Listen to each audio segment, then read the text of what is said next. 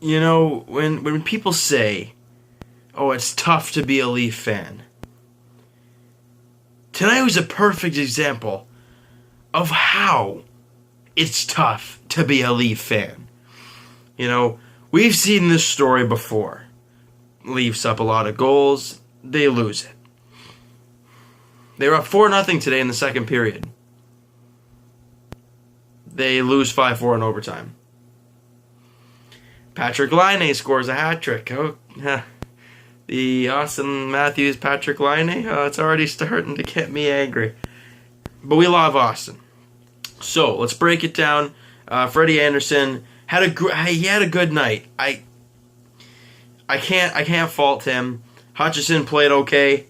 So let's break down the stats a little bit here. Who did what kind of thing. Connor Carrick got the first goal of the game for the Leafs. All right, good to see him pitching in. JVR and Mitch Marner with assists on that goal. So Mitch Marner has an assist now. JVR's got his, I think it was his first assist of the season as well. Nazem Kadri scores his first of the season, and that's assisted by Morgan Rielly. So he continues his little point-getting streak, I guess you could say. William Nylander scores his first of the season, so that's good to see. Assisted by Austin Matthews. And Nikita Zaitsev with his second or third point of the season. Kadri scores his second of the game. Assisted by Willie, Nylander, and Leo Komarov. And we're not going to talk about the rest. How about that? Okay? So, let's break things down a little bit. That was a tough game to watch. Tough second half of the game to watch. The first half was pretty good because the Leafs were up 4-0. But then they started falling back. The youngsters showed their true colors. And Patrick Laine showed off who he really is. And we saw it, and wow, he's good. It kind of reminds me of the whole Crosby-Ovechkin type of thing. Matthews is kind of like the Crosby in a sense, kind of like the all-around good player. But then there's Alex Ovechkin, a.k.a. Patrick Laine, with one heck of a shot. It's going to be in a very interesting future with these two teams, that's for sure. Unfortunately, they're not in the same conference. We won't play them as much, but it is what it is. So, I mean, not really many stats I really want to look at. A lot of people got 1 point. A couple guys got 2 points. Kadri had a couple goals. Good stuff. Overall, tough game. And, it was tough until kind of like the turning point of the game. It was... I don't know if it was after the first goal or before the first goal when William got tripped up or something like that, and there was no call on the play.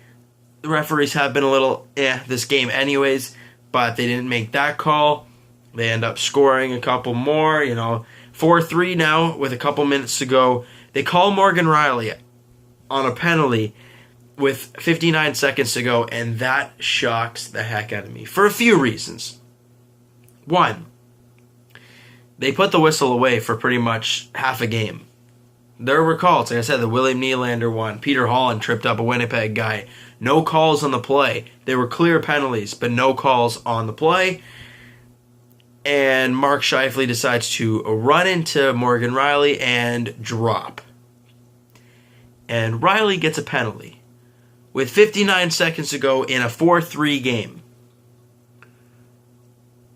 Are you guys nuts? First off, it's not a penalty if somebody runs into you and then falls. That's not really your fault. It's not a penalty. But they call it. Second of all, why put the whistle away and call that garbage? Makes no sense. Doesn't make any sense.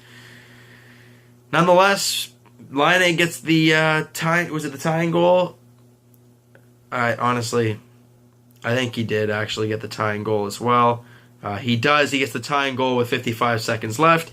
And then he gets the overtime winner. I mean, he's got one heck of a shot. It's the elite. It's great. Pees me off, though. Really does. Because a bad call turns the Leafs 2 points and the Winnipeg Jets 0 points into a Leaf 1, and they get 2. Yes, they're in the Western Conference, so that's okay. But it's a win right there. We could have been 2-0-1. That would have looked a lot nicer than 1-0-2. Nonetheless, though, the Leafs are battling, but the defense is a little bit shaky. But you know what? That's what you're going to get from a young squad. You're going to get that those tough games to watch defensively. And we got one today. We had one in Ottawa. In the last game the Leafs played, they looked pretty good. That was the one game where kind of everything went nicely. But overall, this is what you expect at a young team. Big leads evaporating. Awful losses. You're going to get those this year. You're going to get some big wins, like 8-1 wins. It's going to happen. There's going to be some emotional overtime wins, right? So it's all going to come full circle in the end. Right now we're getting we can score a crap ton of goals, but we're going to give up a crap ton. That's where Mike Babcock comes into place. This is where his teaching style and his coaching system turns these players into great players. Maybe not by the end of this season, but more or less throughout the year, into the offseason, into next year. And I think next year is the time we're going to start to think, okay, let's see what we can do maybe in the playoffs now. This year, we don't know what to expect. It's a weird one so far. But we'll take the points as they come, right? We got 4 points in 4 points in 3 games so far, so ain't too shabby. 4 points in 3 games. They're doing okay. They're playing good hockey. It's just the defensive style has got to change a little bit. Freddie Anderson looked good today until the very end, but you know what? The whole team collapsed at the end. And he looked really good in the second game. Obviously, the first one was rough, but it's the first game of the season. You expect that. So, we've seen some good things so far. William Nylander got going today. Mitch Marner was good in the last game. Obviously, Matthews with the 4-goal game in the first game. We've seen every young stud that we want to see produce so far.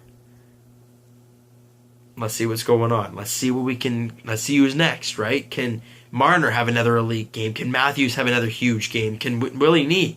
Can he have a great back-to-back, stud game? Looking good so far. 2 things, though. Not Leafs front, but more or less in the system front. Jeremy Bracco has been lighting up the OHL. He won, I don't know if he was the player of the week or if he was like second or third star of the week, something like that. But he was very, very good this past week for the Kitchener Rangers. That's good to see in our front. He was our second round pick in the Mitch Marner year. So he's looking pretty good himself. And Kasperi Kapanen's doing pretty darn good down with the Marlies. So that's really good to see. The development continues. That's what we got to look at, is development out of this year. So far, so good. The young guys are looking good. We just got to keep on going game by game. Because up next, the Minnesota Wild in Minnesota.